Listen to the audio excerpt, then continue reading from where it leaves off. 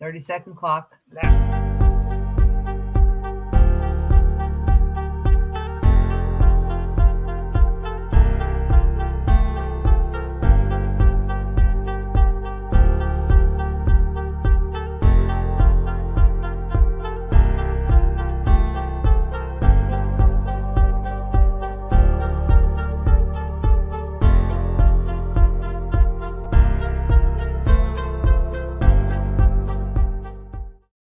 Okay. All right. Hello and good evening. Welcome to the Enhanced Sports Show with your host, Lou Tenor from East Hanover, New Jersey, and co-host Steve Davidson from the District of Columbia. Catch the Enhanced team every Saturday from 4 p.m. to 6 p.m. Eastern Standard Time. Also, join the conversation by calling 512-543-4662. This is a product of the In the Zone Sports Talk Radio Network. Be sure to download the Try99 TV app on any smart device and subscribe to In the Zone Sports Talk Television. The cost is $4.95. Thank you in advance for your support. Now, prepare yourself, stand up, and get ready to be enhanced.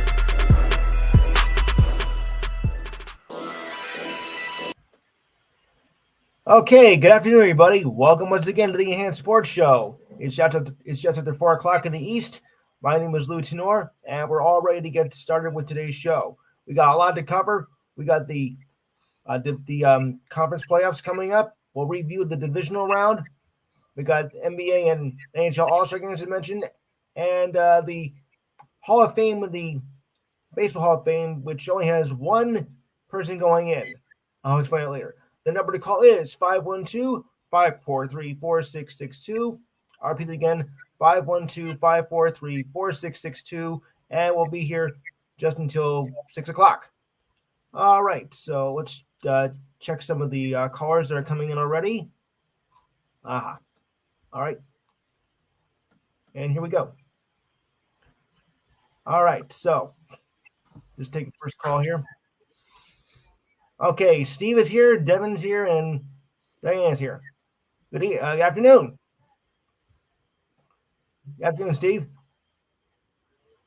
Devin? Okay. And hopefully Jennifer will join us in a little bit. Okay, so we'll go to the first start of the day. The conference championships are going to be on tomorrow. The NFC will be first with the 49ers taking on the Eagles, and then the the Cincinnati Bengals are going to take on the Kansas City Chiefs. But we'll get to that a little bit later. I want to think about last week's games for a minute, starting off with the Giants and the Eagles. I was not that surprised, though, by the result of that game. I mean, the Giants' defense was just awful. I mean, Philly just, ran him out of the stadium in that building. I mean, right from the word go almost, that game was over.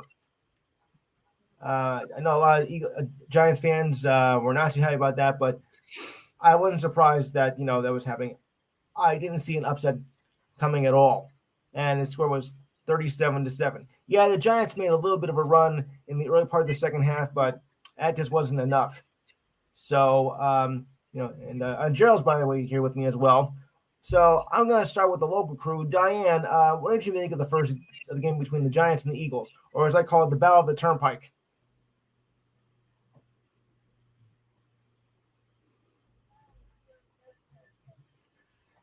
Yeah, I mean, I didn't see much of that happening. Steve, your thoughts?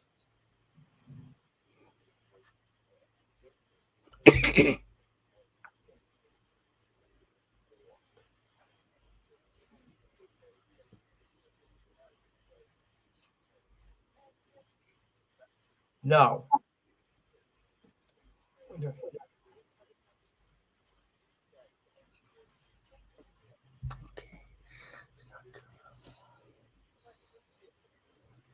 Yeah.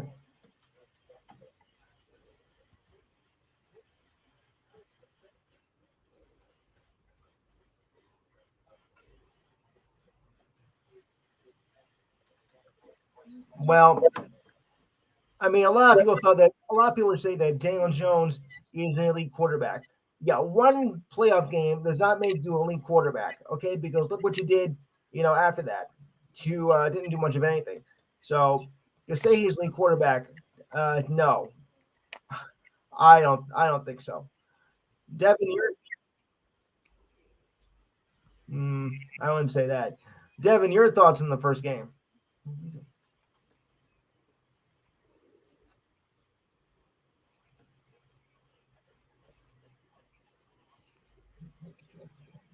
Yes.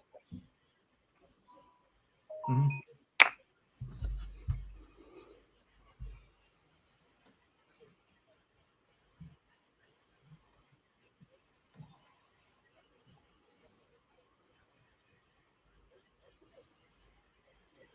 No, no. I mean, he had the game of his life, but he just choked up with that. Gerald, your thoughts? I really thought the Giants had that game won, but Ah, Daniel Jones, he choked. big time.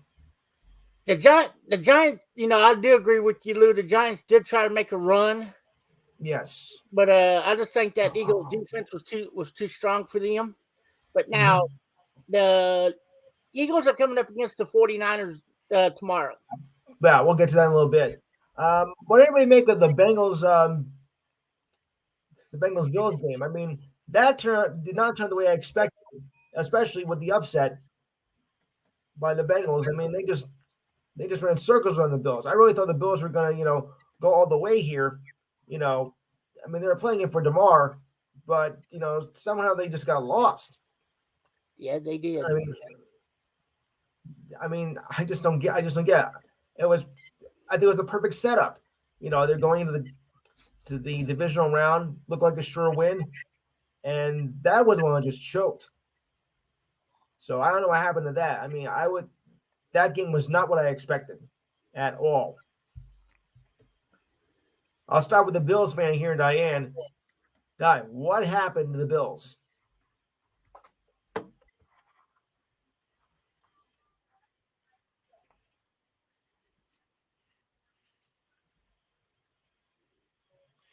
Well, they had to win this game first before that happened, but still.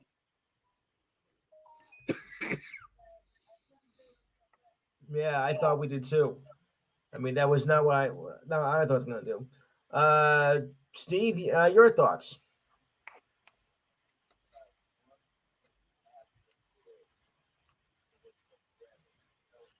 No, actually, Steve, Buffalo is used to that, so I thought that'd be an advantage to them, not a disadvantage.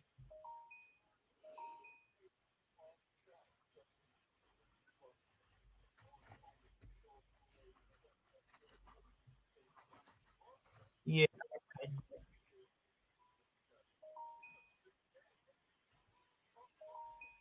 yeah, but Buffalo more so. Yeah, but Buffalo more so, I think.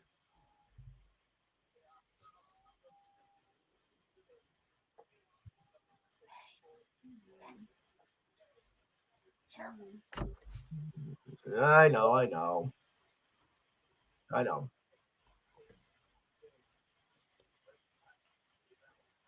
Yes. Okay.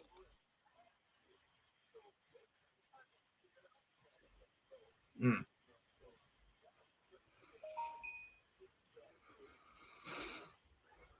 yeah.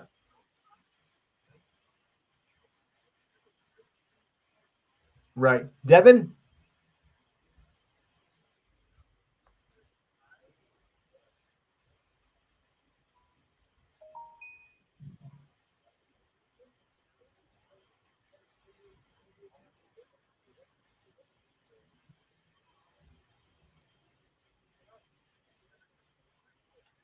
Oh, yes, of course.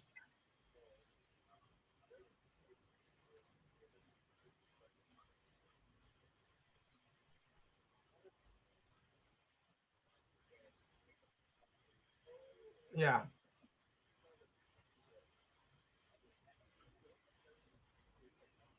Mm-hmm. Gerald. I don't know. I don't understand why people are sitting there saying that snow caused Buffalo that game because, like you said, Lou, Buffalo is used to playing in the snow. Yes. I don't think that's the reason why they lost it. I think the reason why they lost it is because they came out and they underestimated the Bengals. Yeah, you're probably right. I think they did. Well, I think we all did. I think we all did. I think we all underestimated it. They came out thinking, oh well, the Bengals ain't that good. We can play on cruise control and beat them. Well, that came back. That came back and bit them in the rear big time. Yes, unfortunately. Just like the big upset we had here. Oh boy. All right, I got you right, Dev. All right, so what do you so yeah.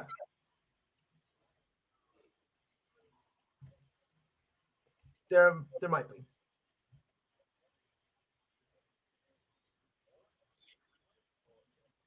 It could be anybody. It could be me. It could be Gerald. It could be anybody. It could be anybody. But it's very common though, Gerald. Nothing out of the ordinary. All right. So here's a question for you. Now both Saquon Barkley and Danny Dimes, both the contracts are up. So and there's questions now. Barkley says he's almost certain he wants to stay, but isn't giving 100% about it. He said he wants to talk to his quote unquote agent. Jones is a little bit more tricky because the Giants did not pick up his fifth-year option on his rookie contract. So, guys, what do you think this means? Do you think Jones is a goner? Do you think he's going to stay? And do you think I think Barkley's a given. I think Barkley's going to stay. But Jones, what do you make of that? Is he going to stay or is he going to leave? Steve, I'll start that with you. He's going to. No, of course not.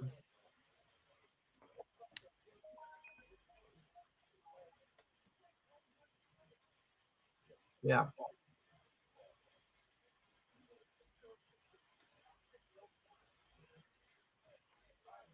Right.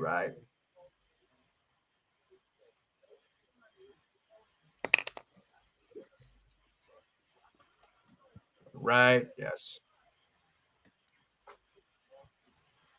Yeah. Yes.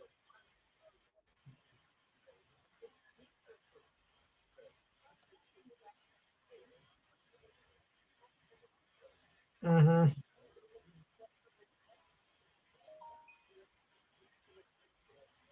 Okay. Devin,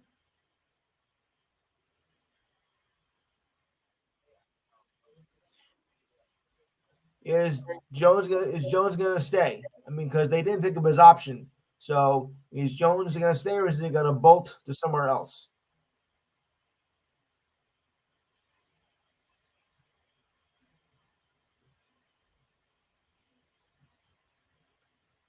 All right. Gerald. Gerald. Uh, he's going to leave. He's gonna Now, leave. the teams he Listen. could possibly go to, I don't know. Okay. But we'll have to look into that, Luke. But there's some teams out there that could possibly use a decent backup QB. All right. Now you have that question, Devin.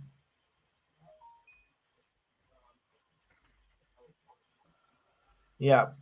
Do you think Jones is gonna stay? He's gonna stay. All right. Okay. All right, Diane.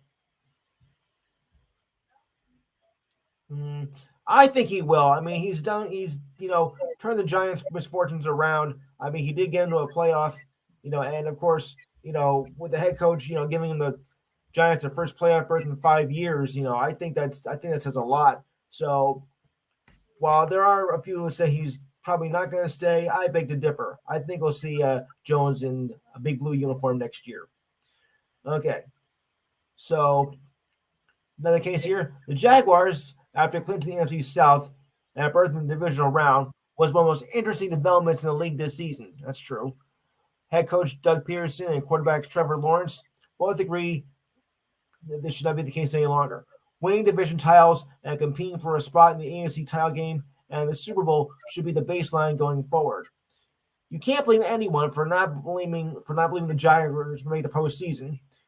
When the year started, they had the top draft pick in back-to-back years and only won 4 games in that span under Urban Meyer. Well, we know how that went. After going 3-7 in the mid-November, the Jaguars won 5 in the next 6, and except for a winner go home in Week 18 versus the Titans, and the Jaguars ended up winning that game. After a stunning win over the Chargers, they could not get past Travis Kelce, who had 14 catches and 98 yards and 2 touchdowns and committed 2 turnovers, but could not take the advantage of Mahomes. I mean, that was a given. I didn't really see, the Jaguars pulling up the upset against the Chiefs. They're just too strong. Even though, despite the fact the injury of Mahomes, he's still, they still were the dominating factor here, like that. But they did a lot. I think Mike is here. Mike? Yeah. Your thoughts on the Giants-Eagles game before I go to the other question.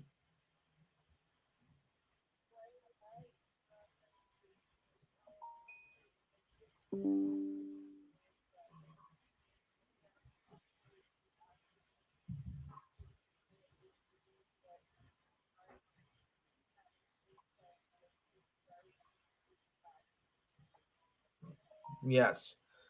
Okay. So, yeah. But I didn't see the Jaguars pulling up another miracle at that. But they did give it a good effort, and they did well. They held their end of the bargain. So, congratulations on that. And we had one more game, of course, over the past week. But how did everybody do with their football predictions anyway? Before I move on, or did anybody have any? Well, your predictions over the playoffs so far. How'd you do? Anybody? Or does somebody want to share? Okay. And we have one. Oh yeah. Cowboys versus the 49ers. Yeah, of course. Look, I thought maybe they had a chance to beat the 49ers. But I'll tell you, for a third-string quarterback, Brock Purdy has proven he can stand up with the best of them. I mean, Dallas just made too many mistakes, towards the end of the game. And, of course, Mr. Irrelevant, the new Mr. Irrelevant, that is, missing key plays like extra points and field goals again. That hurt us. As usual. I mean, forget it. We got to find some new field goal kicker, don't we, Gerald? Yes, we do. I mean, really. I mean, there's no excuse for that for missing, in a playoff game. If you miss one along the way in regular season to have like 3 missed in a year, yeah, okay, I get that. But there is just no excuse, for missing that many field goals and extra points, in the same game. And they lost. They had one chance left. They had the ball with a few seconds left, trying to go for a Hail Mary, and they just missed it. And that ended the Cowboys' playoff chances to go to the AFC Championship game. I will give the 49ers credit, with their defense. I mean, their defense is solid, and I think they have a good chance to, hang in there for tomorrow's game. But yeah.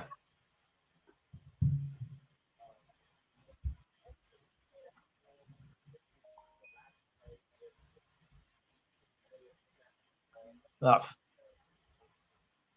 Big mistake.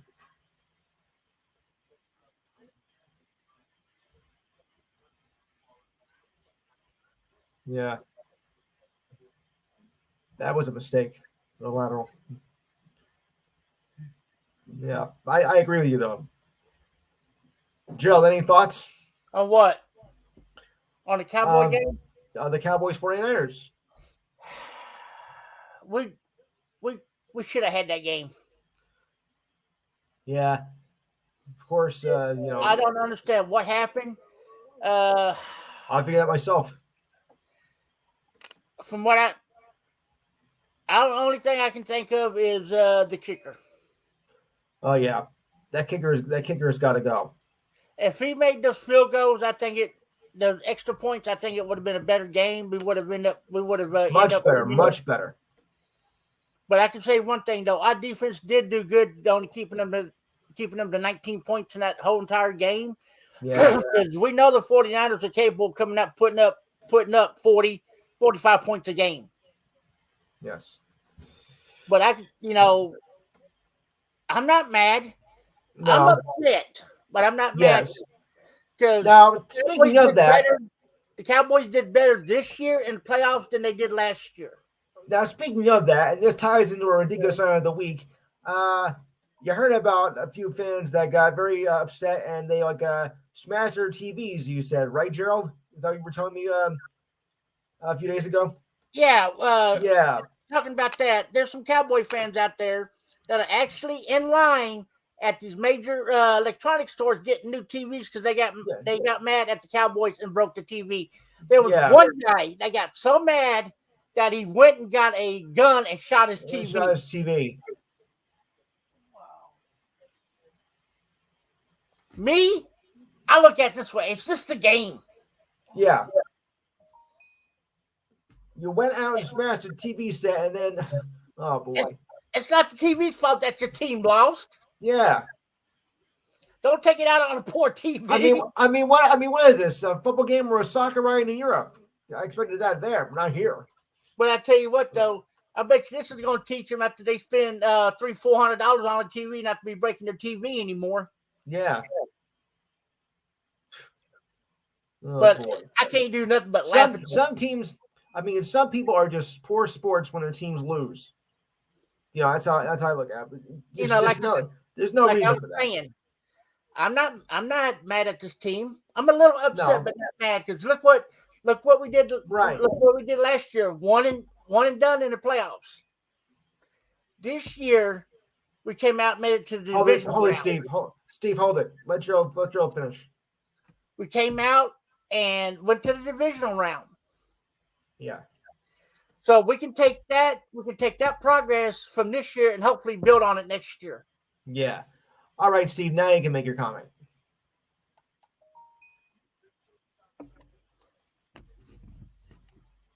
Yeah.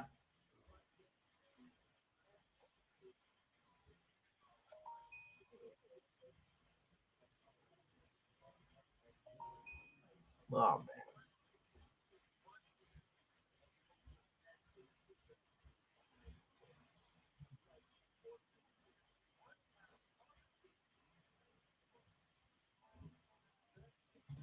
Yeah.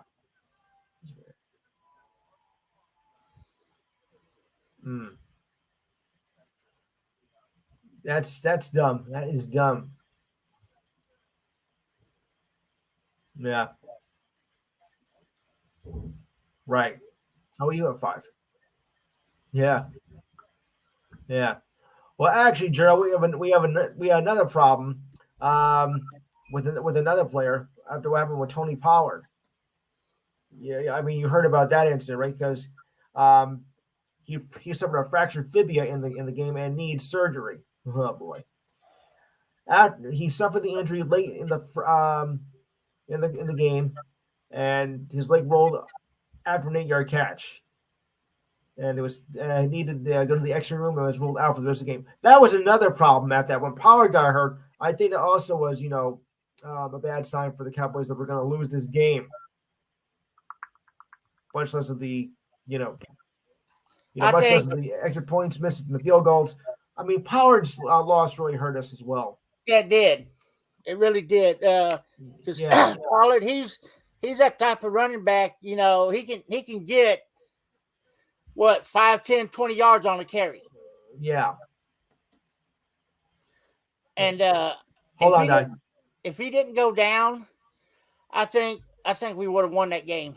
Yeah. I don't know if we would have won it, but at least we made closer. But when you suffer an injury like that, in a playoff game, I think that kind of takes you right out of it. And depending on the kind of break that it is, Yes. if it's a first degree break or second degree or third degree, if it's a first degree break, it takes anywhere from 6 to 8 months to heal. At least. Yeah. All right, So Guy, go ahead.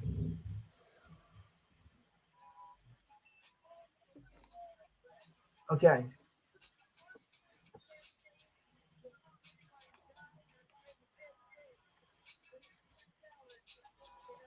I see. Oh boy.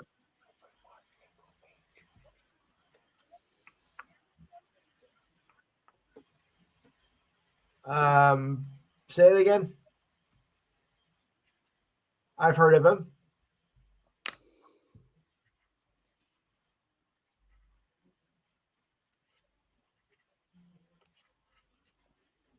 Right.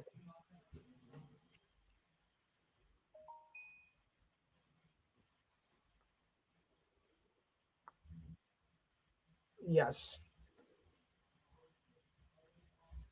All right.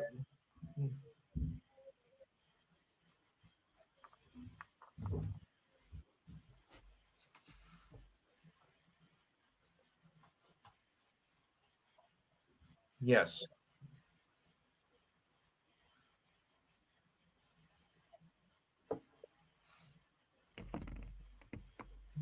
Mm-hmm.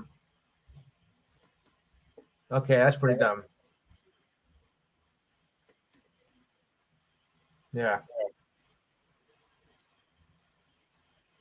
Yes. Right.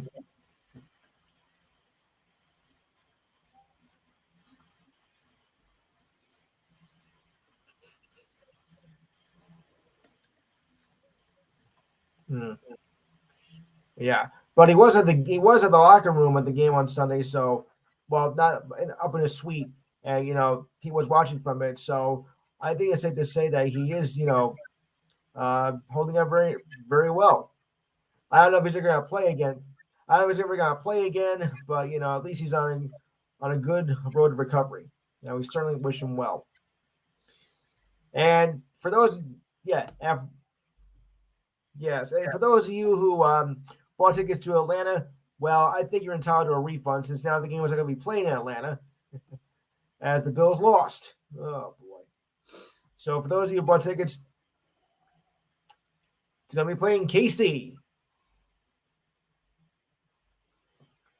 Yeah.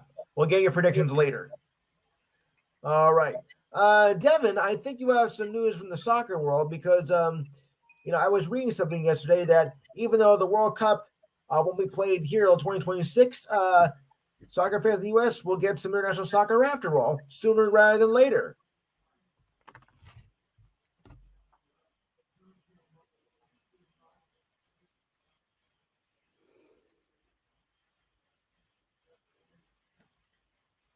But America.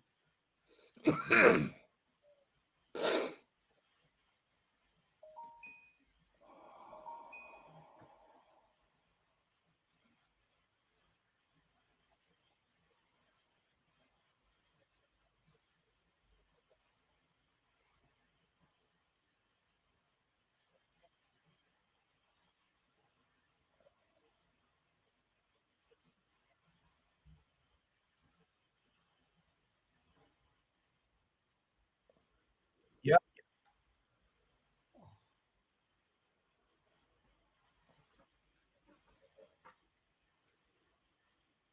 You forgot something. You forgot something.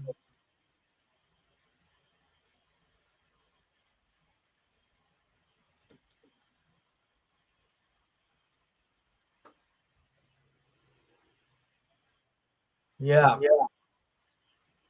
You forgot something, Devin. Euro Cup.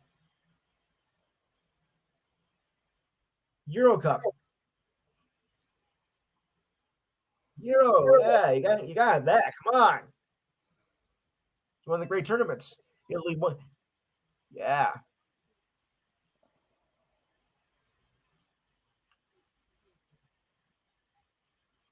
Right. Yes. So am I.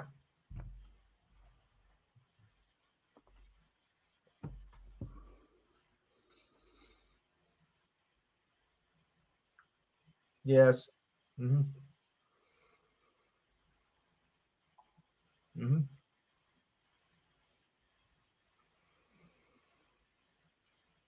Yeah.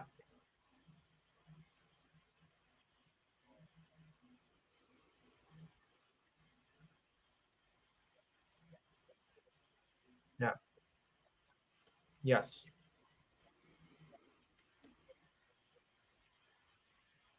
Right.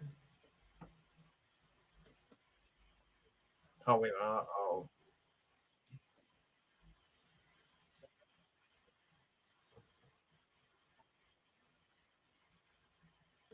Right. Yeah.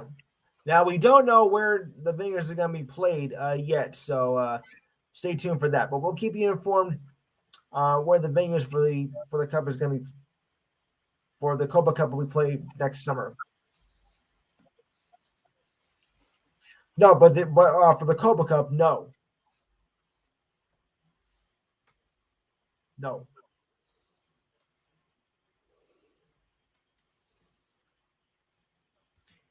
It's possible.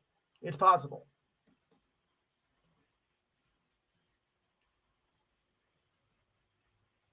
Right. I'm looking to find out myself. We do know that I think there'll be some games played at Giant Stadium when the World Cup is in 2026. And believe me, I can't wait for that. I can't wait for that. Yeah. Yep. Yep. And the NW and the Women's League is expanding this year or next year. As Boston, Utah, and San Francisco are are probably going to join the league. So that's going to bring up the numbers of the league pretty considerable.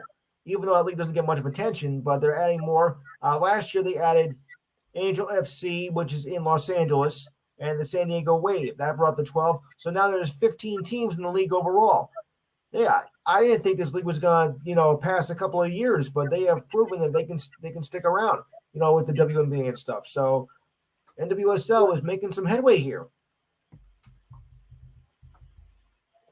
And yeah, yeah, yeah.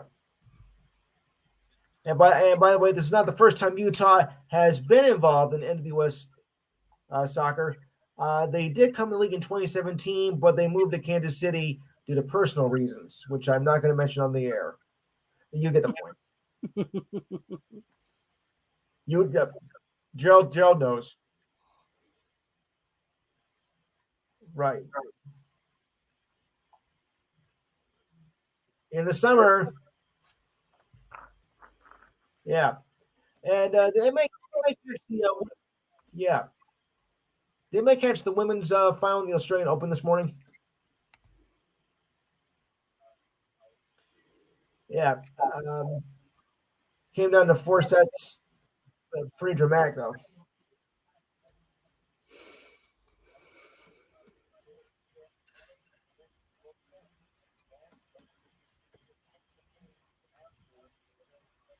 Three in a row.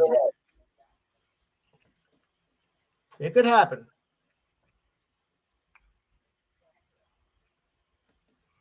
It really could happen. Mm-hmm. Yes, I know. Well, I'll have to wait and see about that. I would like to see it happen. Yeah. For some reason, my notes disappear here. All right, I have another idea then. So we're just going to take care of it like that. Well, in the meantime, Diane, got any trivia? Go.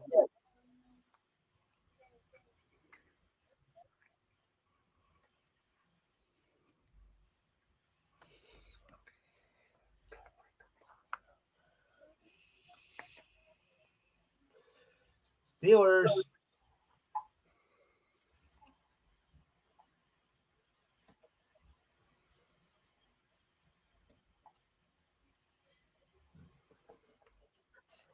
Steelers.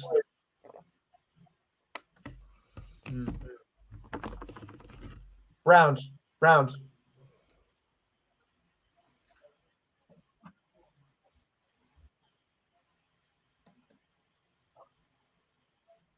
Where's everybody today?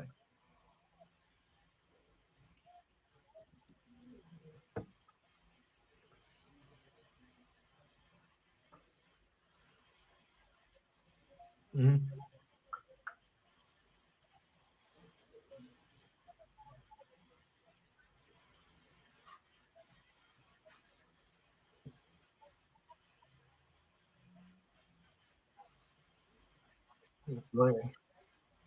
Okay.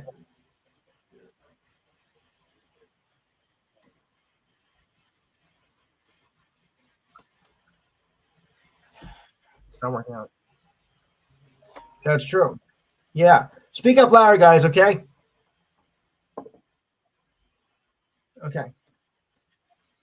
Okay. So, now I got the women's article here. The Australian women's final was this morning. And forgive me if I mess up these names because, they're from the European Czechoslovakian world, so forgive me.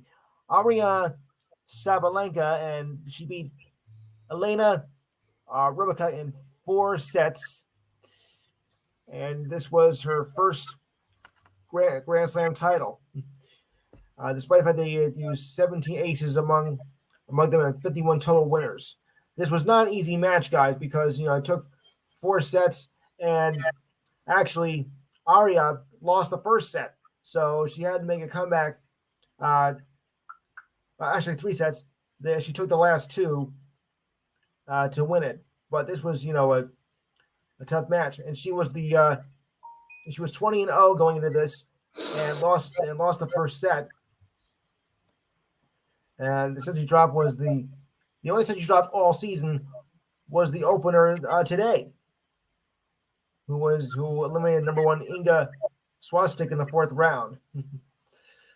But Sabalenka turned things around. She has an aggressive style, and importantly by breaking Rybakina 3 times, the last coming in a 4-3 lead in the 3rd set, and a lead she never gave up.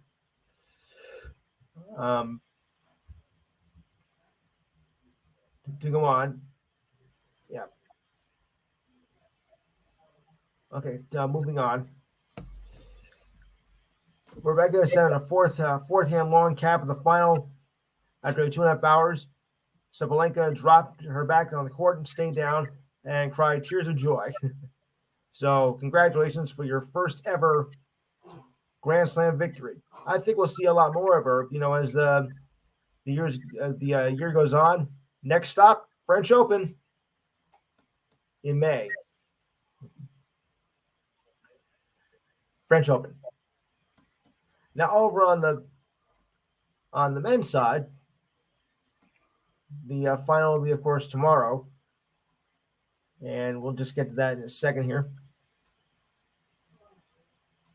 Assuming I have this here.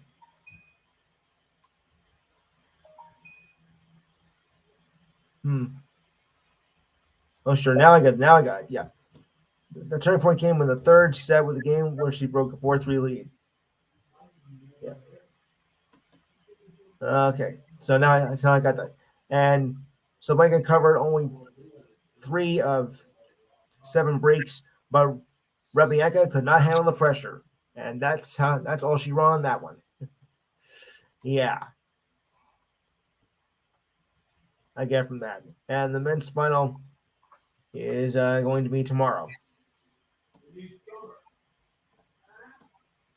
But we don't seem to have any information on that right now. But if anything comes up, I will bring it to you.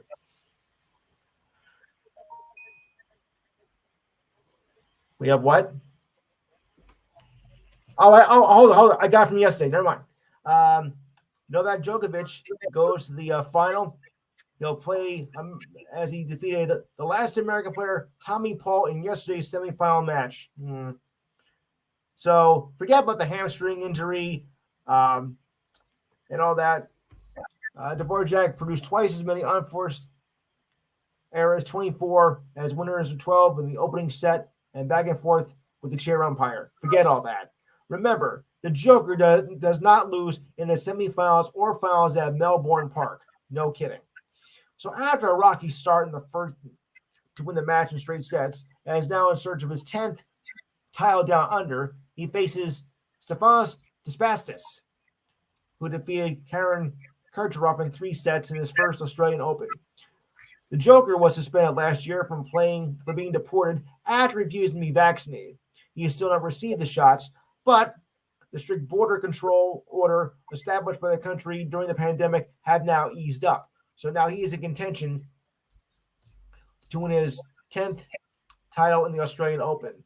Tsitsipas, though, he's a good player like that, so I wouldn't take it lightly.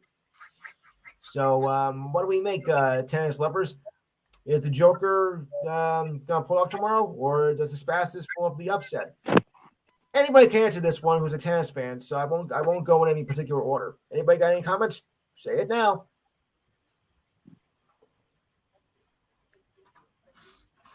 He's gonna win. Okay, I'll buy that. Anybody else? No. Yeah, everybody's going. Anyone else? Gerald, where'd you go? I'm right here. Oh, your number disappeared. Devin said what's this on video too now. Okay. You got the video. All right. Yeah, we're on video now, guys, too. We're on television. Oh boy. Yeah. Devin's Until you making get my good side. Through Roku and Devin's YouTube. making his television debut. Yay, Devin! Yeah, my national television debut. Woo! Yeah. How about that, guys? Almost 53, and I finally made it on television. Wow. All right. Anyone else have any thoughts on tomorrow's final matchup with the men's? Nothing. Okay. Devin? Nope. Yeah, the Joker or the Spastus? Nah. Nothing. I don't really keep up with tennis, so. Steve, any thoughts?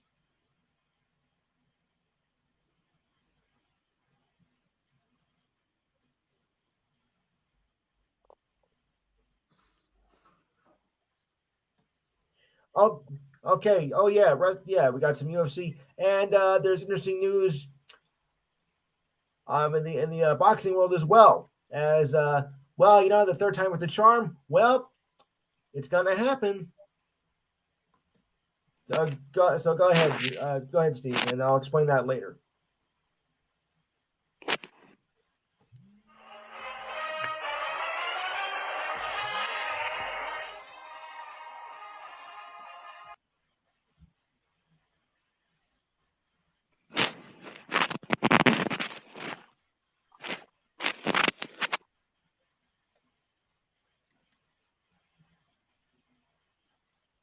Yes.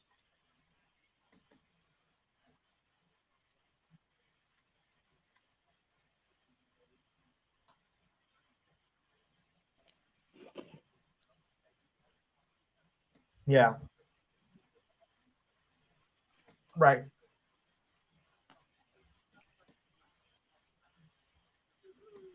Our time or West Coast time? Our time or West Coast time? All right. Always be sure to check the time zone because but that's not the main fight. That's true. That's true. That's true. Okay. I don't know if you heard of this, Steve, but Jake Paul and Tommy Fury are going to fight after all. Yes, it's true. This is not a joke. That's right. That's right. You don't mess with that. You don't mess with that. Mm-mm. Yeah. The fight will take Saudi Arabia. The fight. Yeah. So the fight will be with 185 pounds with a maximum of 8 rounds. An official announcement was expected yesterday.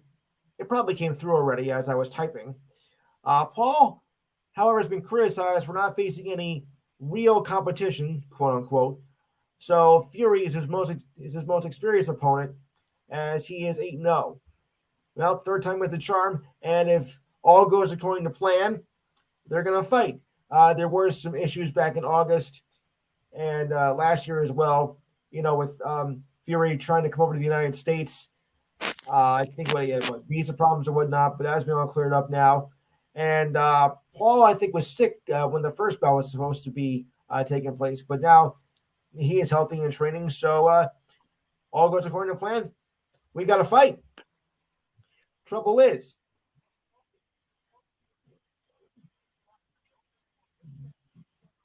okay.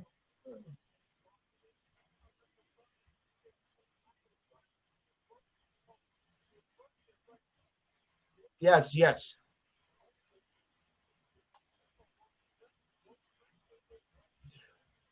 That's still in wrestling, though, man. That's just wrestling, though. Where is it?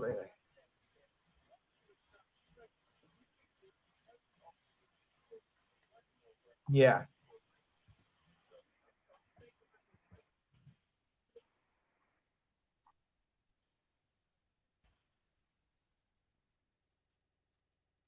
Right.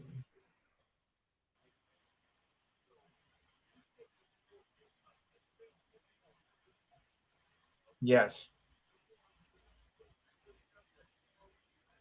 Mm-hmm. Yeah. Oh, here's something interesting about the Bills. In the wake of the loss to the Bengals, Josh Allen said that his right elbow injury that he suffered in Week 9 changed his throwing motion. And it was only 2 weeks ago that he was able to get back up, and he was to get back what he likes mechanically speaking. Allen said there is no off-season plans for surgery or procedures on the elbow, and that recovery would be the best option. He downplayed the impact of the injury during their final news conference of the year as the Bills cleared out their lockers last Monday. The Bills became the first preseason favorite not to reach a conference title game since Seattle, which brings me to another question. Now, listen carefully. Who is the best quarterback never, I repeat, never to win a Super Bowl? All right, Steve, go ahead. Go ahead. Okay. Gerald, if you're still there, you have any questions on that?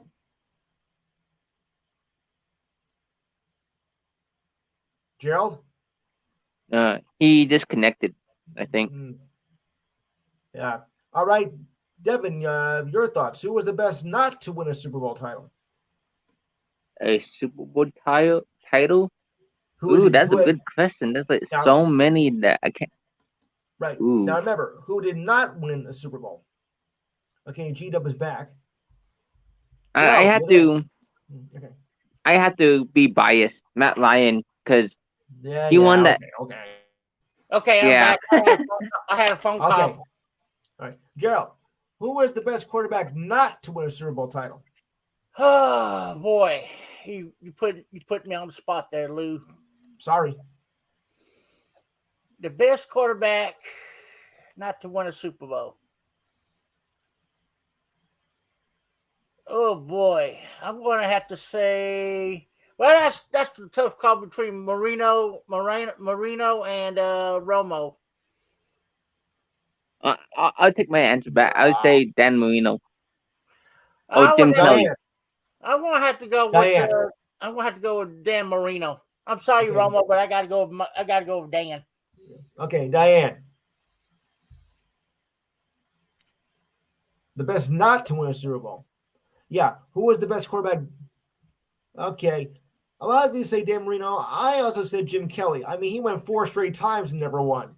So, I factor in that. So, when you put it in that ways, I think he was the best that never won. I mean, 4 straight years and never won. And it got worse every year with the results. I lost to Dallas twice. Oof. That's a very bitter pill to swallow, gang. Okay? You got to look at it that way. Yeah. And he hasn't been back since. The team rather hasn't been back since. Yeah. So we'll never see that again. Yeah. All right. For our idiot of the week here, we go to Georgia wide receiver Rodeus Thomas, who was arrested back on Tuesday for felony charges of false imprisonment and misdemeanor family violence, according to the police. Oh, boy. What a jerk. A junior from Alabama who transferred to Georgia from Mississippi State. He was held at the Athens Clarke County Jail without bail. He was arrested by the University of Georgia police at 4:40 a.m., a time when I'm not awake. Thomas was a key addition to the Bulldogs, who wide receiver Donnie Mitchell announced over the weekend that he was transferring to Texas. Gerald, I don't think I want to take a chance on a guy who's, had misdemeanor charges of violence to go over to Texas. Do what? I don't think I take a chance on this guy if he's coming your way. Yeah. He comes to Texas, he ain't gonna make it out. No, it's true. He had a good season last year. He had 44 receptions for 626 yards and 7 touchdowns this season for Georgia. Georgia also added Dominique Lovett, Lovett's third cousin, from Missouri, and led the Tigers with 846 yards and 3 scores this season. It's just a shame, though, that, you just came up a national championship and they got to pull stunts like these. You just won the championship, I think, 4 weeks ago, and they're doing all these stupid stunts off the field. I mean, you still got a reputation to protect, that's not going to look good for next season after that. Stay out of trouble when you're off the field, guys. That's all I can say. Stay out of trouble. Yep. All the time, not only off the field, all the time. Yeah. Mm-hmm. All right, I'm going to do some baseball news for a minute because this I find interesting, yet shocking at the same time. You'll see what I mean. Concerning the Hall of Fame. Just a second here. Baseball Hall of Fame. As only, okay, for the 2023 results. Okay, here we go. The 2023 Baseball Writers Association voted in Scott Rowan as the newest member and the only member to be inducted in the Hall of Fame this year. Well, actually, no. He joined Fred McGriff, who was elected in December. So, all the there was like 5 or 6 that were considered to get in, and Roland was the only one. I mean, I'm not knocking him to have any, a great career. He did, but there were so many others that I think deserved it and had better numbers, and yet they still didn't get in. You need 75%. Yes, I understand that, but there were so many good players that should get in. Gary Sheffield didn't get in. I mean, come on, he had a great career and great numbers. Why is Sheffield not in there? Can anybody explain to that? As well as a few others.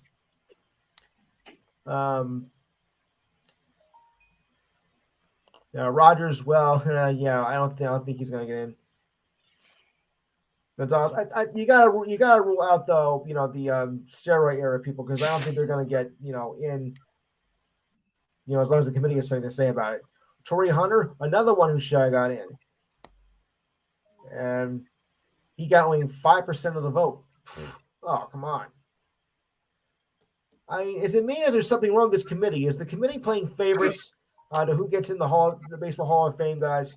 Yes, they are. Yeah. Yeah, I kind of thought you guys would say that. Yeah. I mean, have only, there used to be like about 4 or 5 that guy every year. Now it's just down to like 2. So I don't. There's something wrong with this picture here. But Devin, you're a baseball guy. What do you make of it? With just only one player getting in, Yeah, as has been the case for several years now. I don't know. Hall of Famers, not to be rude to committee, but I think it's kind of stupid how they vote people in, not only in baseball, but the NFL, Yeah. basketball. It's a popularity contest. Mhm. Yeah, it seems to be that way, doesn't it? Yeah, it does, and it is. Yeah.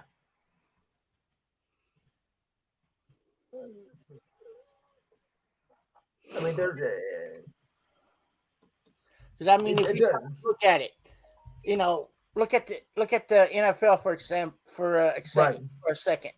You got players that have finished their careers 10, 15 years down the road, and they're still waiting to get into the Hall of Fame. Right. Look how long it took Drew Pearson to get into the Hall of Fame. Yeah. Oh wow. Well, someone's trying to. We have another caller from Washington. Would you state your name, please? Oh, hi there. Hello, Treese. For those of you who don't know, Treese is part of a wonderful show on Tuesdays and Thursdays called Kale's Corner. I've been a part of that show for about 4 or 5 years now, right, Treese? Yeah, as I thought. We have we talk about football mostly and baseball. We're discussing the Hall of Fame for baseball right now. What do you think, Treese? You think that's there's some favoritism in how the voting goes and who gets in? Yeah. So Rowan was the only one. Yeah. So Rowan was the only one that got the required 75%. He got 76.3% of the vote. Todd Helton was a close second at 72.2, 11 votes short. Billy Wagner, 68%. Andruw Jones. What is wrong with you people? Andruw Jones had a great career with the Braves, and he's only at 58.1%. Come on. He had great numbers and whatnot. I think he just got snubbed. This is right. And Gary Sheffield, great player in the 90s. Something doesn't make sense here, guys. Only 55%. This doesn't make any sense at all. And I think the committee needs to re-examine itself and how they vote, because this isn't right.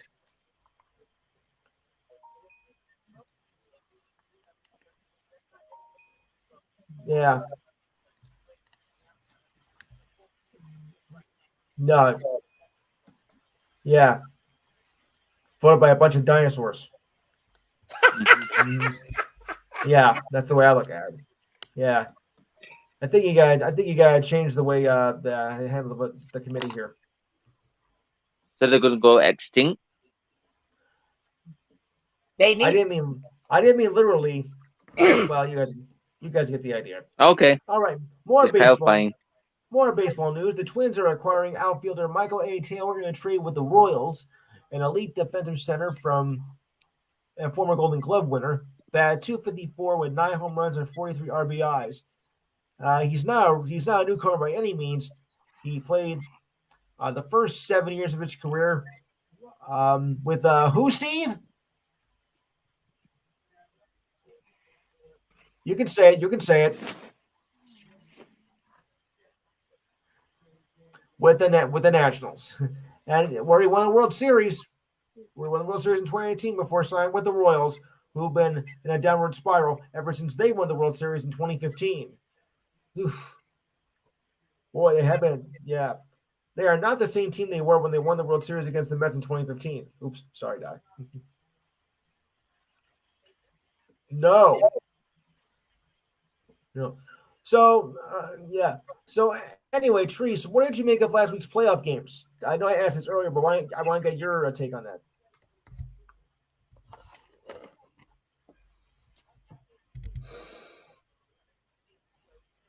Correct.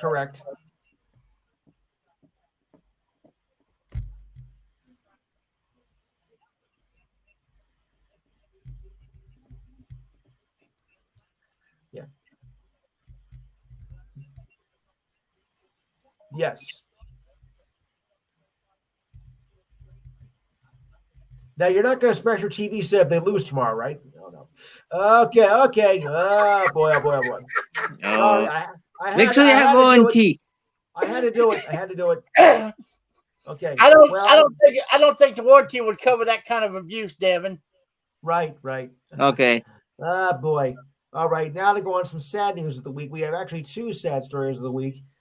Former captain of the A's, Sal Bando, who later was a player and a general manager for the Brewers, passed away at 78. He won 3 straight World Series from 72 to 74. Well, that was quite a team back then, though, with Oakland. 64 doubles, 32 stolen bases, 295 total bases in 1973, and played in all 162 games that year. He played college at Arizona State and represented the A's in the All-Star game in 69 and during the championship run from 72 to 74. Wow. He started his career in 1966 with the Kansas City A's. Remember, the A's didn't become Oakland until 68. Keep that in mind. And finished 1981 with the Brewers. I think I remember that. He moved to the front office after his playing days and then was promoted to general manager for the Brewers in 1991. Yeah, I think I remember the later years after that. So, if I'm not mistaken. And another passing that happened on Thursday. First of all, do we have any college basketball fans in the house besides me? I don't know how many of you are familiar with the guy named Billy Packer. Okay, thank you, Steve. Well, Packer was a basketball analyst for CBS and various other networks, and was the voice of the Final Four for like about 35, 40 years, and called some of the greatest plays. He also called probably the greatest ending in college basketball history, and I think Steve knows that one, don't we? Do I gotta say it? Houston versus North Carolina. They beat 5 slamma jamma. And his words were at the end of that game, they won it on the dunk. I remember that. I saw that play. I was like berserk. A 13-year-old boy watching a black and white set, hearing that call and the shot. Oof, oh boy. So and his son.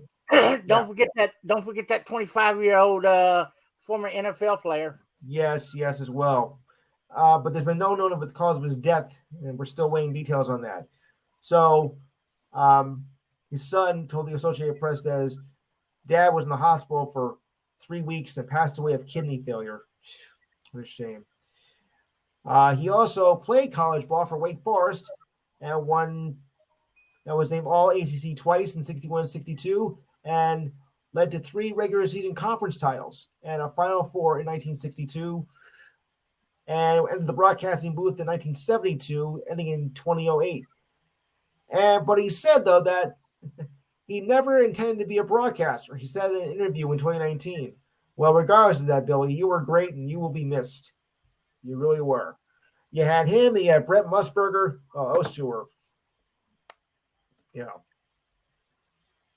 those two were the great ones.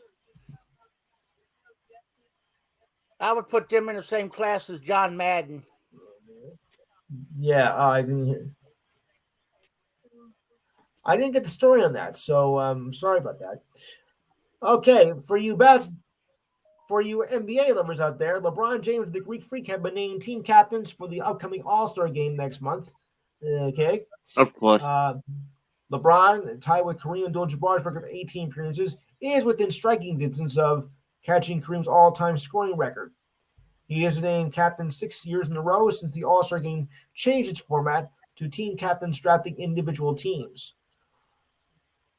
LeBron is averaging 29.5 points per game, 8.5 rebounds, and 7.0 assists. The Greek Freak will be captain of the East for a third time and is 7th overall, averaging 31.5 points per game. Joining James, now these are only the starters they've been announced, not the others, just the starters have been announced. So here we go. Joining James of the West are Nikola Jokic, Stephen Curry, Luka, and Zion Williamson. Okay. Joining the Greek Freak on the eastern side. Zion? Yeah. Joining on the east are Kevin Durant. Well, probably not because he's injured and will be out for a little while. Kyrie Irving, Jason Tatum, and Donovan Mitchell. So, yeah. So, what do we make of this lineup here with the all-star starters and the team captains? I think it could be a pretty good, intense matchup.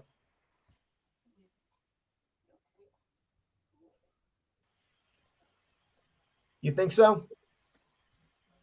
Sounds like it. Embiid. Oh, yeah. Embiid.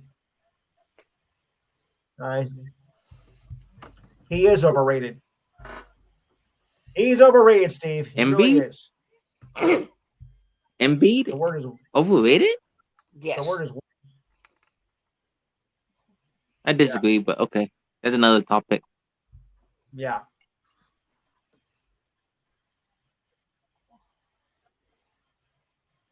Right.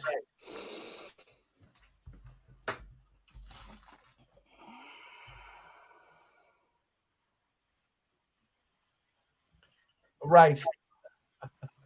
I get it. Yeah. Yeah.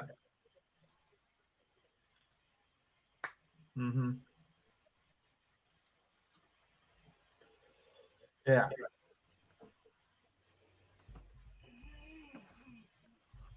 Yes. Yeah. And oh boy. Yeah.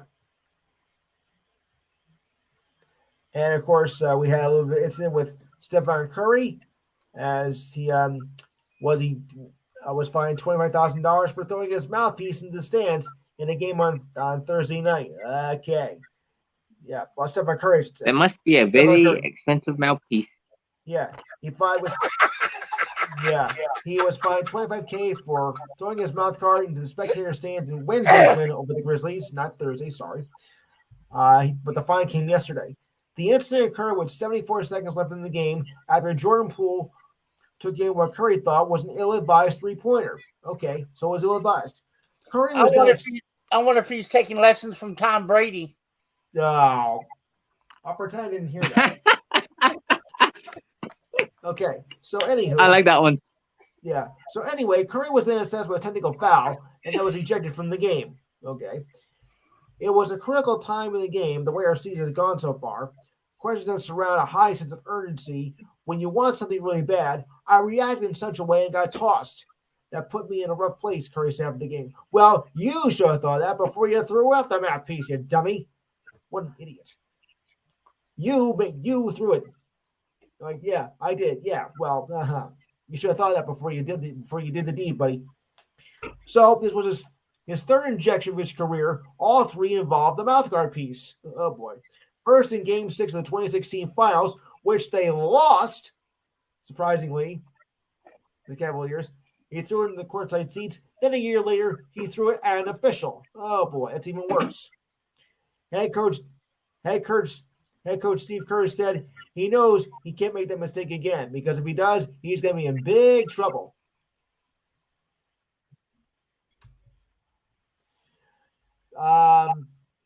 Also, game was the 19th. The 19th.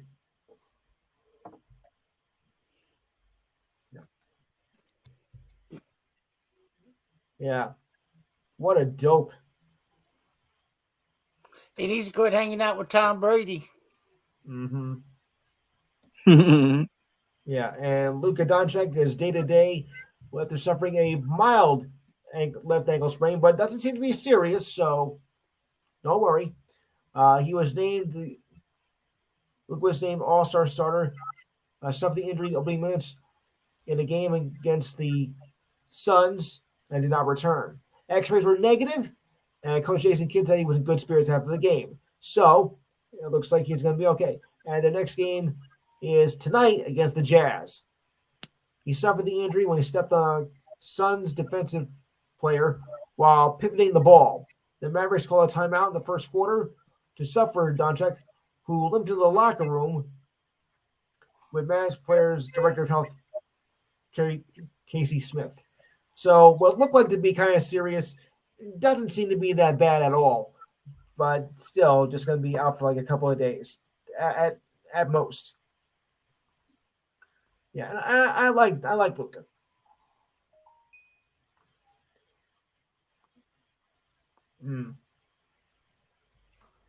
Yeah. Right. No, he doesn't. He hasn't played on defense, so you're right. Oh, yeah. Oh, I got something about Steve about Joel Embiid. You might like this. As you know, that Embiid and Simmons, of course, were teammates one time. Now on the opposite end of each other, and it turned out to be quite interesting. In front of a solid crowd on Thursday at Wells Fargo, it was the Sixers who came away with the victory over the Nets. Though the final score was a backdrop for the ongoing drama surrounding the former teammates. When asked how he felt dealing against Simmons for the first time, Embiid said, nothing. It's just like every other game that night. My mentality is about scoring. If I get double teamed and make the right pass, if I get played one-on-one, I see an opportunity to score, I'm going to score. Just a minute into the game, Embiid posted up Simmons in an aggressive manner for the first of three post-ups he would attempt to execute his former teammate. While none of them turned into a score, he missed a shot, got stripped, and was fouled as it set the tone for how the night would play out. On the first play, Simmons was guarding Embiid, and Sixers coach Doc Rivers said it was like a party. Then he turned to his coaches and said it was like a boxing crowd, and they wanted to see them drop the ball and slug it out. So the crowd was not disappointed, as both went at each other, and the fans got what they wanted, and the crowd goes nuts. The energy extended far beyond the former teammates as they scored a combined 45 fouls, 7 technicals, 6 players with the seventh of a delay of game penalty, and 63 free throws and 27 turnovers. It was sure ugly, said James Harden, but we can take it. Embiid finished with 26 points, 10 rebounds, 3 assists, and 2 steals. Simmons, 12 points, 5 rebounds, and 5 assists. But, there's really no comparison because Simmons is really not really a good player at all. Embiid is a much better player than Simmons. Since Simmons came into the league, he hasn't really done anything at all.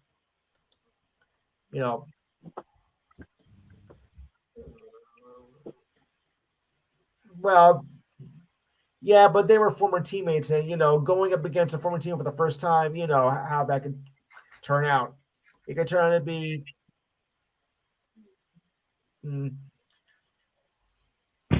no.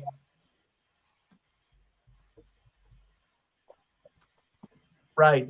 Yes. No, it doesn't. But that's how it played out.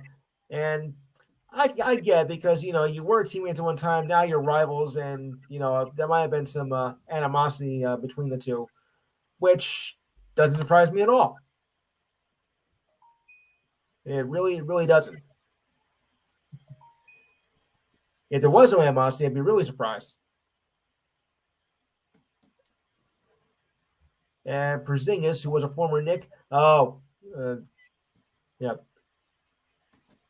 Oh, boy. It involves your Wizard, Steve. Porzingis was sidelined with a left ankle injury, but there is optimism he can return to the court within 2 weeks. He suffered the injury in the third quarter in a win over the Magic last week, but it was Thursday that the Wizards announced that he was week to week with the ankle injury. Sure. Now you're doing good. Where were you with the Knicks? You did horrible. Now all of a sudden you're having a career year. 22 points per game, 8.8 rebounds, and 1.5 blocks, and 46% from the field shooting. Like I said, where were you with the Knicks? Everyone was chanting your name for a while, and then you just crashed and burned. So what do you think of nothing? Absolutely nothing. I thought maybe he would just be as bad as he was when he was on the Knicks.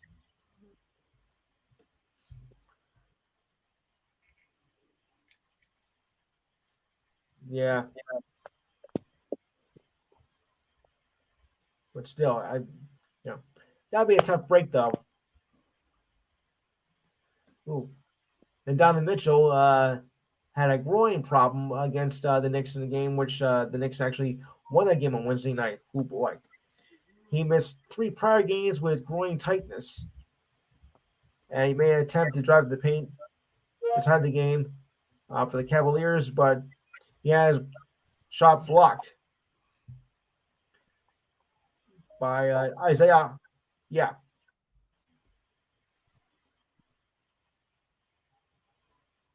Oh, yeah.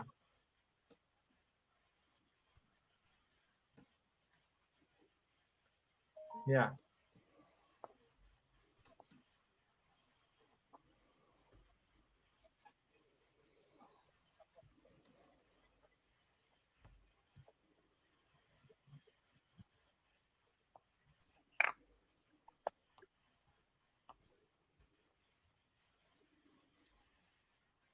Yeah.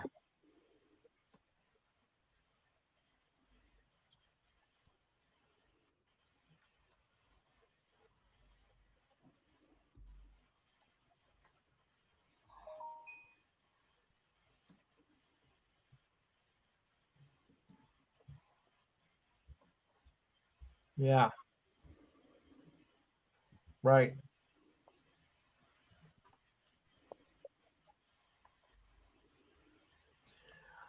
I don't like it either.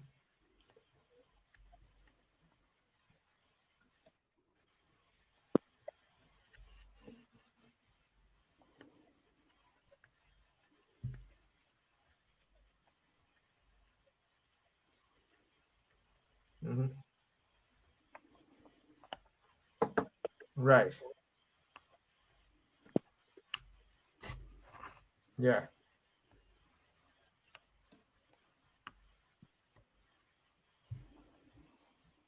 Yeah.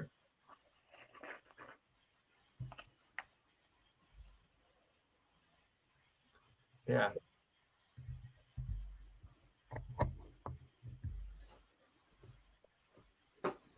Yeah.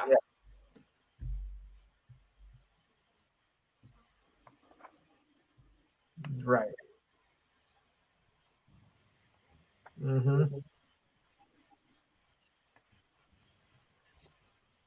My question.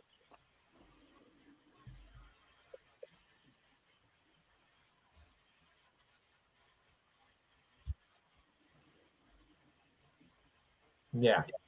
Okay. I got some interesting hockey news here you're going to love. For the All-Star Skills Competition this year, they will include an event that will drop 3 opponents into a dunk tank on the Fort Lauderdale beach. Oh, boy. The splash shot, Really? which will be known, one of 7 events scheduled for the skills competition on February 3rd. The league will also announce that the women's national team will join the festivities, as well as Hillary Knight and Alex Carpenter. I think the best thing to do is throw the commissioner into the dunk dunk tank. I think it'd be better. Oh, yeah, throw Gary Bettman in there. He deserves it. Oh boy. Another one. No comment. Is the pitch and puck. They'll have players combine their hockey and golf skills on a par 4 golf hole featuring an island green. 6 players will participate, the winner being the one who successfully sinks in the puck ball hole in the fewest shots, using a combination of hockey and golf shots. If there is a tie, the longest drive determines the winner. Oh boy, this will be fun. The in-net goalie will face 1, 2, or 3 players depending on points earned from the shooting goalie. Players must start from center ice and must shoot in the rush. NHL shootout rules in general will apply. Play continues until all pucks have been shot and is repeated for the second goalie pairing and the goalie tandem for the most points. Kind of weird, guys, with this new All-Star Skills Challenge. Sounds kind of ridiculous if you ask me, especially with the dunk. Yeah. Yeah. I mean, I get the point what they're trying to do, but I think it's just a little bit strange, especially for an all-star hockey competition. That kind of goes along with the Pro Bowl flag football now in the Pro I'll Bowl. get to that next week. Yeah, I'll do that next week. Oh boy, that is done. Yeah, because they're changing their rules too. But it's not just it's a whole week of events actually. Yeah. I know I won't be watching the Pro Bowl. Yeah. All right. So, Bucks for Bobby Portis suffered an MCL sprain, and they're still working through a timeline for his return. Although there is, last time he had the same injury. He was with the Bulls and missed 7 weeks. So we'll have to see what happens with that one. 7 weeks. That's a long time to miss a season, you know. Yeah. Yep. That's a long time. But on the comeback side, Grizzlies guard Danny Green will make his return February 1st after having 8 months after a severe knee injury. So he's on his way back. Green comes to the Grizzlies with 3 NBA titles with the belief that he can play a major role in the franchise's own title hopes. And you got good news, Steve. The Sixers are going to win against the Nuggets, I think. The Grizz leadership includes general manager Zach Kelman and head coach Taylor Jenkins, who have raved about Green's impact shooting even before playing an NBA game to begin with. Green tore his ACL in his left knee last season in the playoffs, and he arrived on draft night in a trade in June and spent several months in rehab to join the Grizzlies, who are now second in the West. Green has won titles with the Lakers, Spurs, and Raptors. Okay. Before I go on, does anybody have anything with the best and worst of this past month? All right, Steve, I'll go with you first.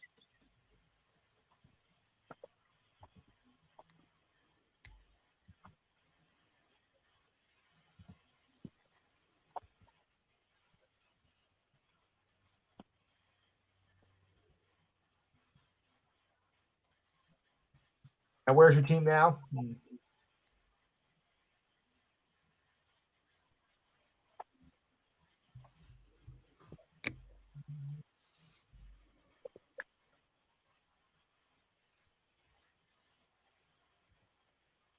Yeah.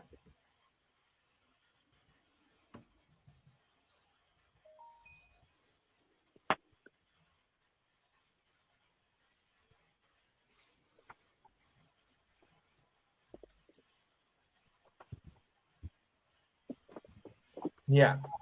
All right. Devin?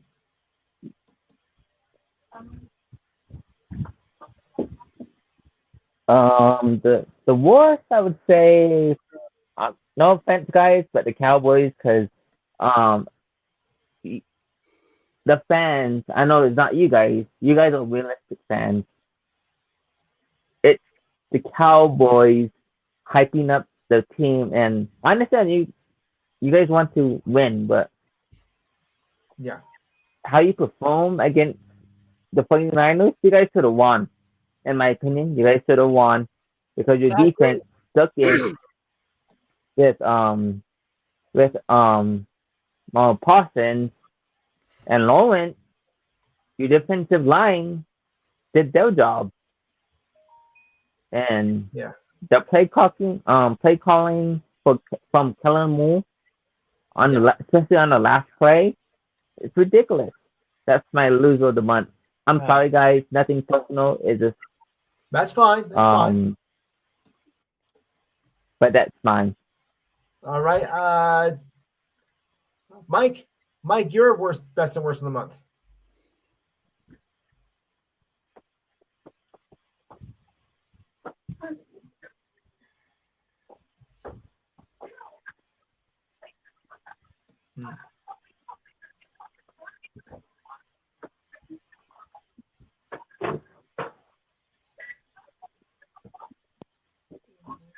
Okay, Diane.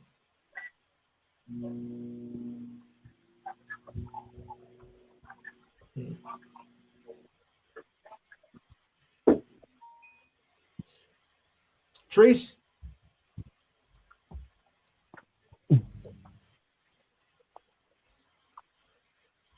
Yeah.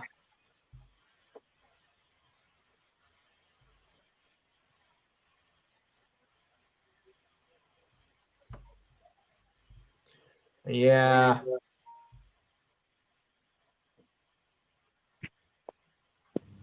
Right. Gerald. My worst is I'm going to follow Devin on this one. Is the Cowboys' loss? Our defense played good enough to win. It was the offense that gave the game away, and Yeah. that last play that Kellen Moore called. What was he thinking? Who say was thinking? Zeke at center. Come on now. Right. And my best of the month was when we finally got our revenge against the Buccaneers. Yeah. I'm I'm surprised the way. Yeah.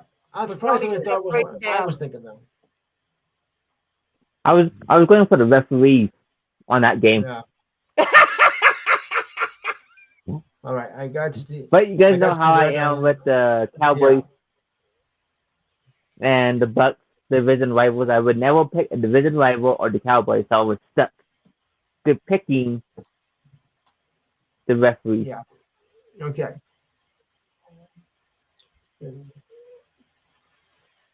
But just to No, you're not reiterate on what you were listening. saying, Devin, about the Cowboy fans, some of them are. You're not listening. Sorry, Lou. Steve, yes, you can. Why not?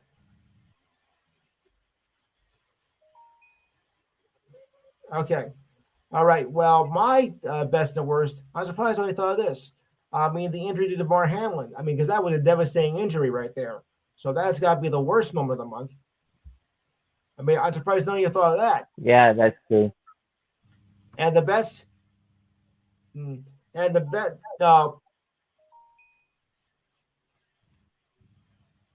but got revived. Yes. Right. And the best, yes. And you think so, huh? I don't know about that. All right.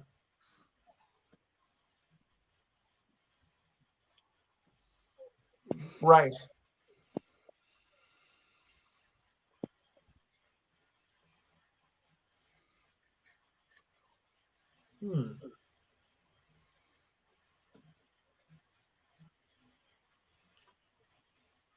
And then what was?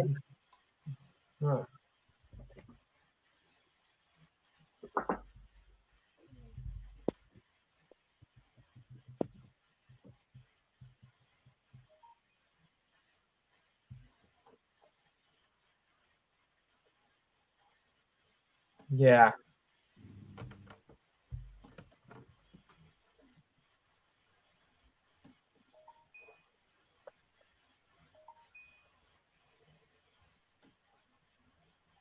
Mm-hmm.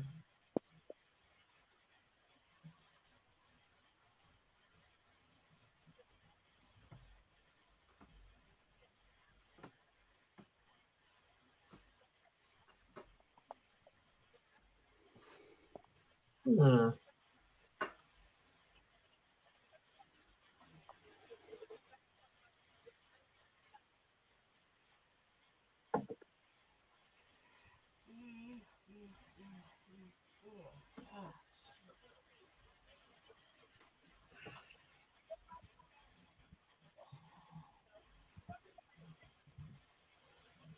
But he got out of the hospital though, so doesn't that?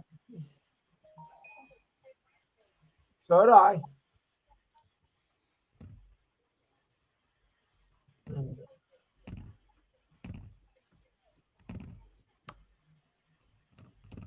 Okay.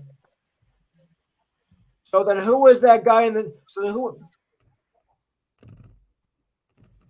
So who was that guy that was in up in the suite? His ghost.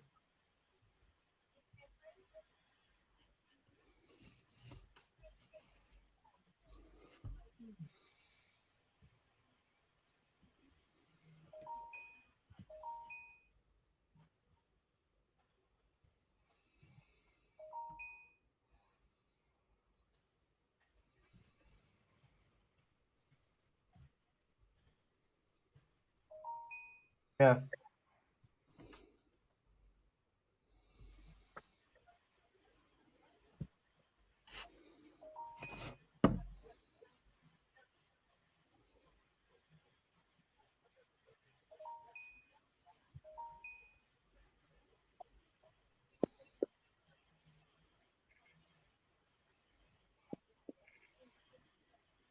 Uh-huh.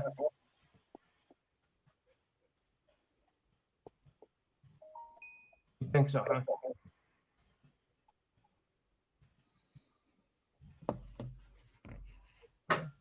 Okay.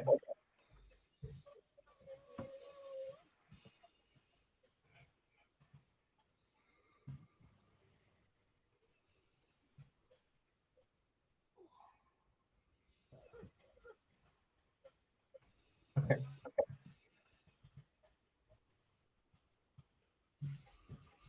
Okay. Yeah. A rough game, Trees. It's a rough game.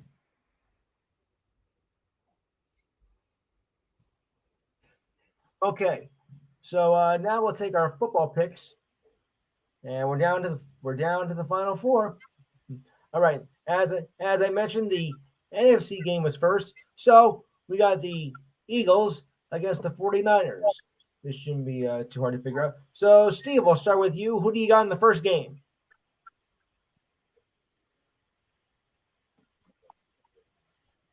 You got the Eagles. All right. We'll go in order. Treese? Treese? Okay. Okay. Mike? Right, I thought so. Diane?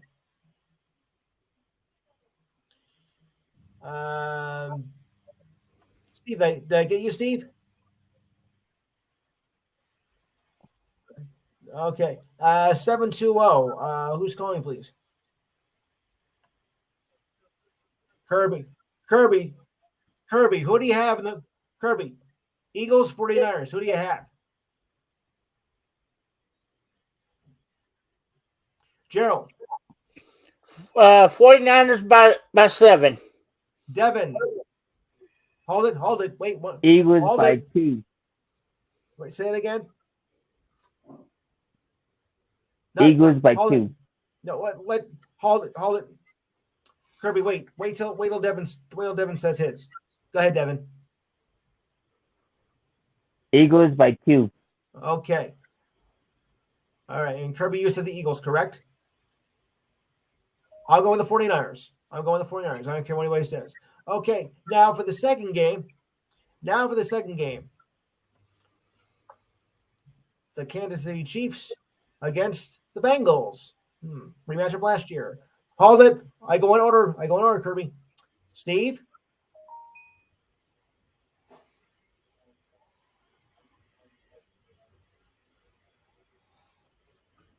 Mike? Diane? Treese? All right. Okay. Kirby?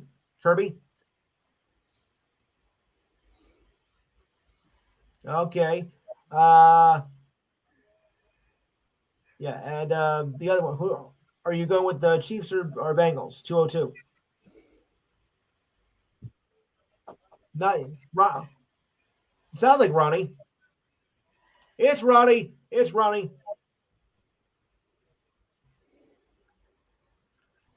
Okay. All right, Gerald. Chiefs. And Devin. I gotta go with the Bengals. They're too hot. They're on a hot streak. So, and Joe Burrow, calling out fans for the neutral site getting the refunds.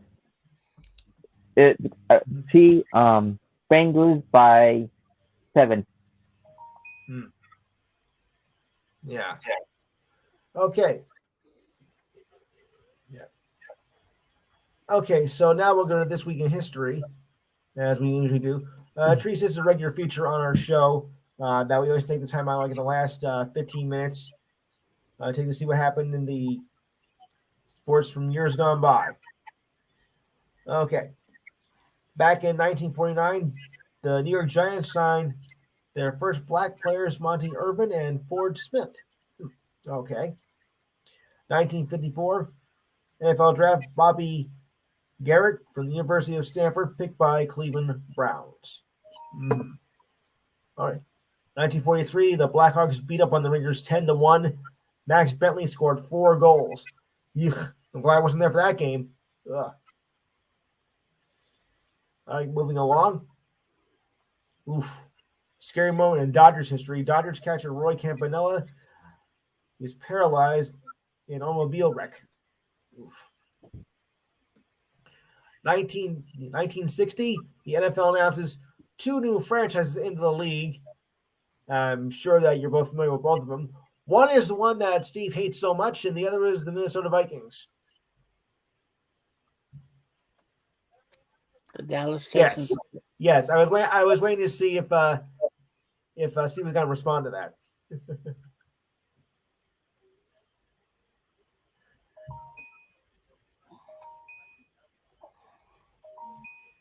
Yes. 1969, in the NFL draft. Oh boy, O.J. Simpson from USC as the first pick by the Buffalo Bills. Oh dear. Okay, next. 1971 draft, Jim Plunkett from Stanford. He is the first pick by the Patriots. Oh, wow. Yeah. 1973, Henry Bucha of the Red Wings scores with 6 seconds in the game. Scores 6 seconds into the game against Montreal. 6 seconds into the game. Wow. In 1973, Mickey Welsh, George Kelly, and Billy Evans are elected to the Baseball Hall of Fame. I assume they were baseball players back in the 50s. 75. Okay, 1976. Oh, boy, this is going to be a doozy. The Atlanta Hawks begin a 28-game road losing streak. Oh, boy. Wow. Now, that's a losing streak. 1978, Rangers' Don Murdoch failed in his 4th penalty shot against the Islanders. Oh, boy.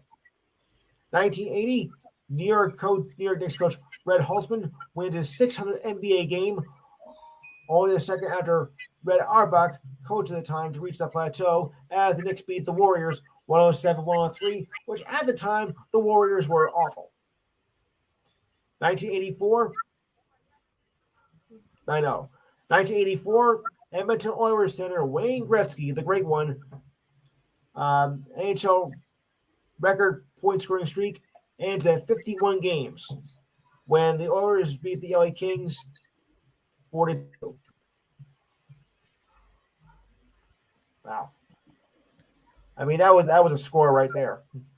Houston's Bill Finch becomes the sixth coach in NBA history to post 600 wins as the Rockets beat the New Jersey Nets. Oh boy. The New Jersey Nets. 1988, Rangers Marcel Dion scored a second period power play goal in a 5-2 win over Philadelphia, becomes the first NHL player in history to get 20 goals in each of his first 17 seasons. Oh, yeah.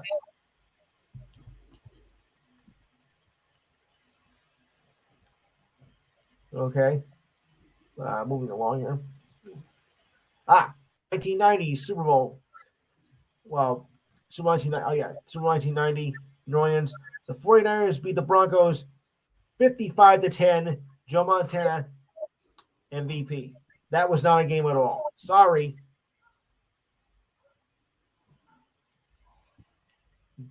(1992) Brett Hull becomes the second player after Wayne Gretzky in NHL history to record back-to-back seasons of 50 goals in 50 games. And the result, in a tie. Go figure that one out.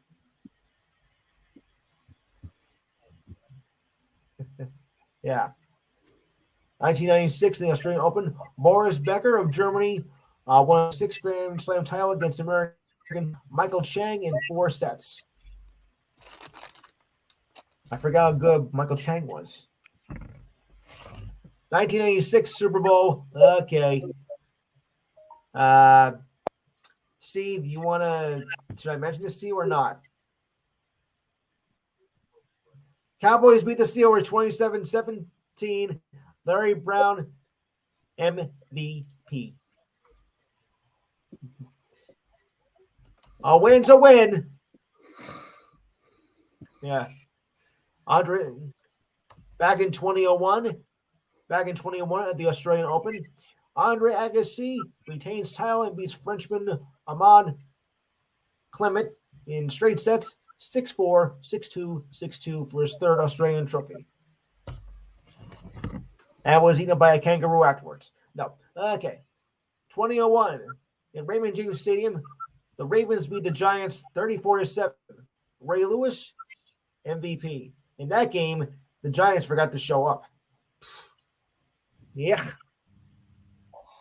That was awful. That game was a joke.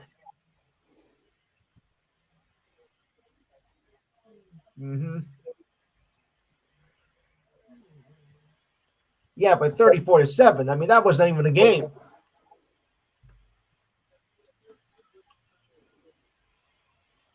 Yeah. Just an ugly game. Okay.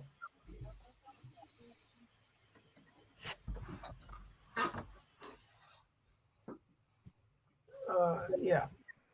Okay, just a second here. Ronnie, if I would have heard you coming in earlier, I would have addressed you, but I'm sorry about that. Yeah. Now, what does everybody think about Lamar Jackson? I mean, there's questions surrounding his future. The Ravens are uncertain, remains that confident though they can sign him to a long-term deal. General manager Eric. Yeah. Exactly. 2 years of no talks, and now you're saying that you have a chance to maybe make a long-term deal. I don't think so. I think maybe after the offseason of the first year, yeah, I would say there's hope. But 2 years and no talks, and now you think you're going to sign him? No. No, that doesn't make any sense at all.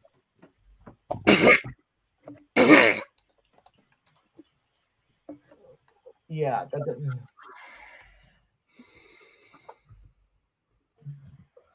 Yeah.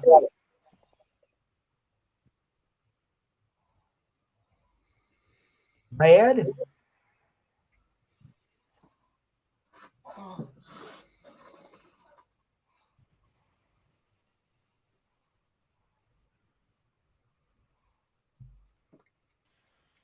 Yeah.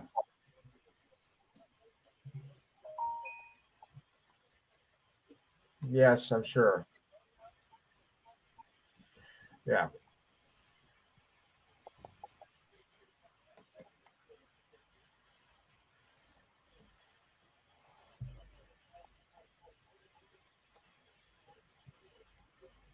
Yeah. Right.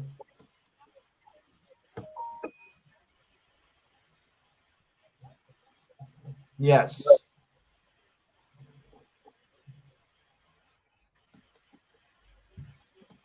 Twice?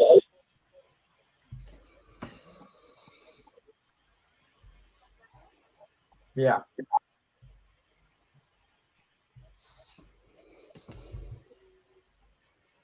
Thank you, Superman.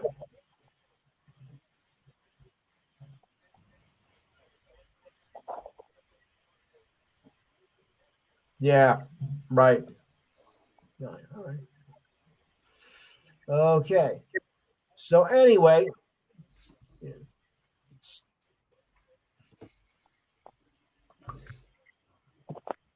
Yeah.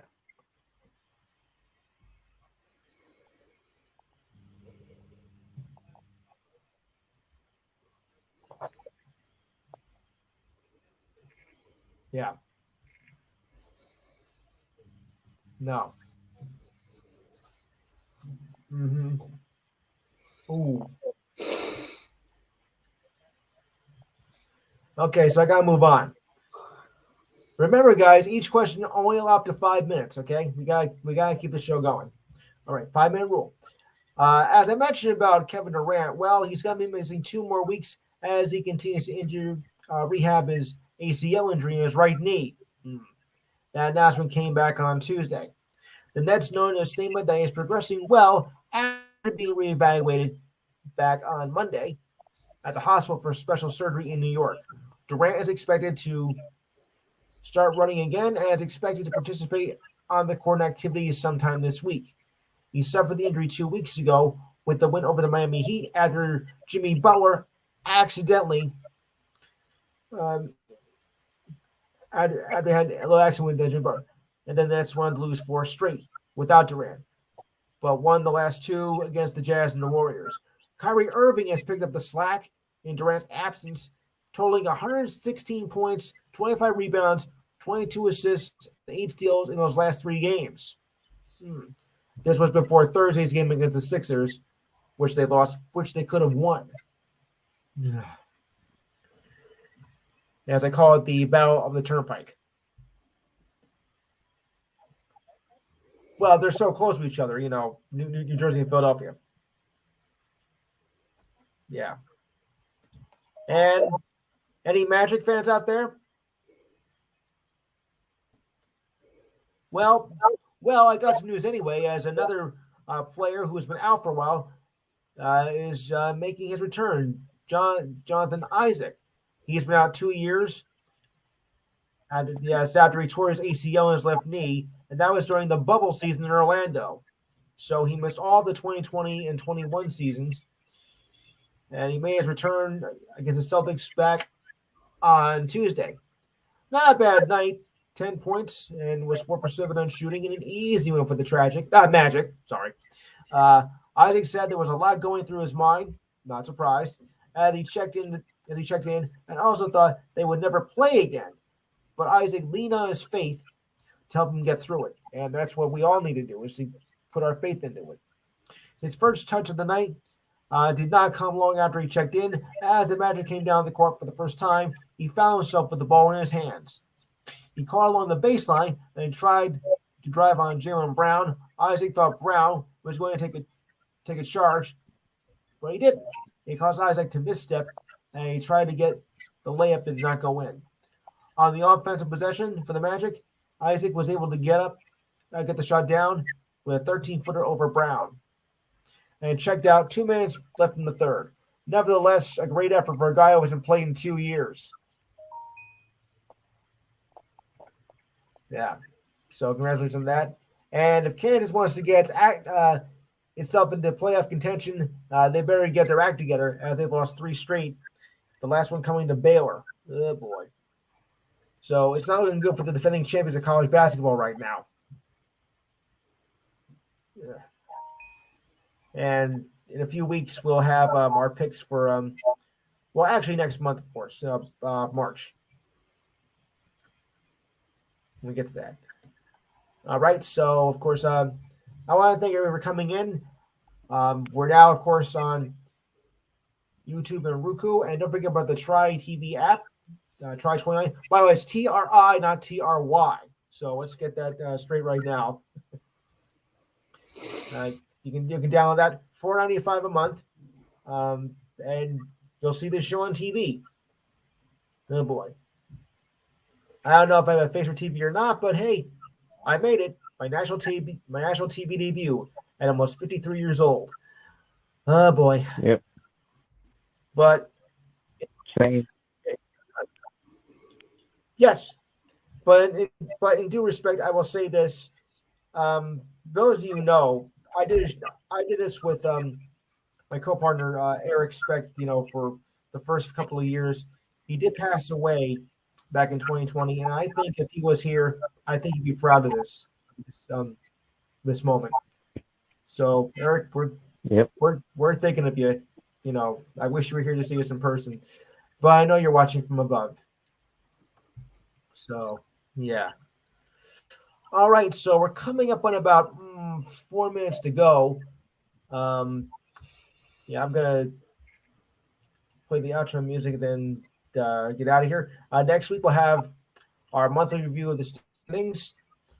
Of course, we'll take a look. We'll recap the championship playoff games. We'll discuss the Pro Bowl. Yes, we'll discuss the Pro Bowl. Oh boy.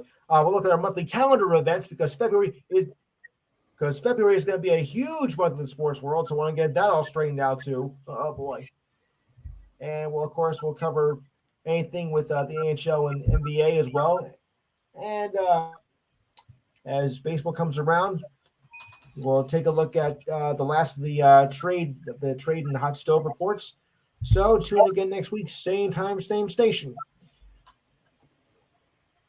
So on that note, good night. But don't leave yet. Just want to play the intro and leave it at that. So on that note, then I'll say good night and have a good week.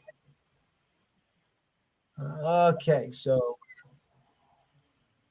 all right. Okay, so.